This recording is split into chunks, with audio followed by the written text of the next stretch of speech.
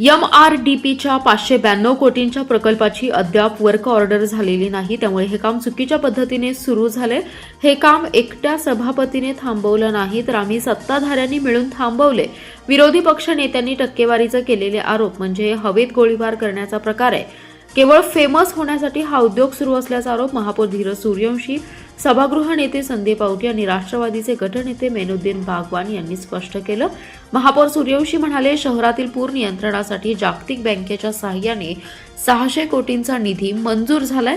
हा प्रकल्प महत्त्वाकांक्षी आहे। याच्या शुभारंभासाठी मुख्यमंत्र्यांसह अनेक मंत्र्यांना सांगलीत आणण्याचा आमचा मानस आहे, पण अद्याप या प्रकल्पाची वर्क ऑर्डर झालेली नाही।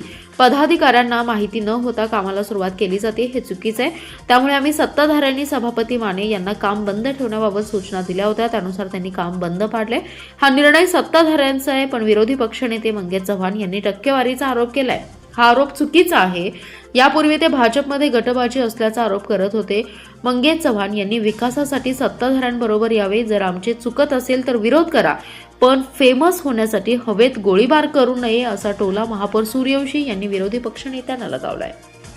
त्यांना असं वाटते की ह्यातनं काय तर महापौर सभापती भांडणं लागतील आणि पुन्हा काय तर असेल, तर असं काय नाही। आम्ही भारतीय जनता पार्टीचे सर्व पदाधिकारी आणि राष्ट्रवादी अजित पवार गटचे सर्व पदाधिकारी एक संघ आहोत। आम्ही निवडणुकीच्या वेळी नागरिकांना काही आश्वासनं, प्रत्येकानं आपला आपला अजेंडा नेमून दिलेला आहे पक्षानं।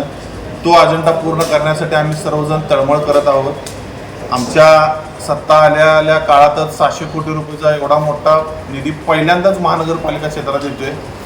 कुठं तर त्याला गालबोट लावण्याचं काम कुठल्याही पदाधिकाऱ्यांनी किंवा कुणीही करू नये। चांगल्या पद्धतीचा निधी येणार आहे, चांगल्या पद्धतीचं काम सर्वजण मिळून करून घेऊ, एवढीच आव्हान माझं सर्वांना आहे।